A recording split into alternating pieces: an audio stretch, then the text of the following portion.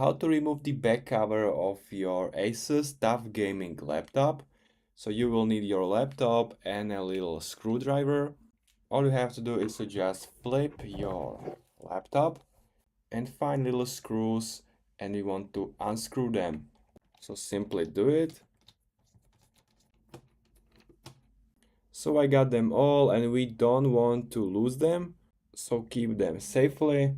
And the next step is to open this cover. You can use your nails or something plastic, and you want to simply put your nail into this little hole, or just use something flat, but be careful, we don't want to scratch that. Use this method, put it here and move it across the whole cover.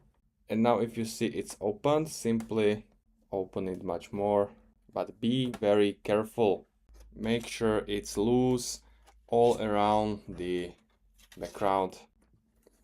So now it's opened. This is the brain of your computer. If you are going to do something, make sure to unplug the power first.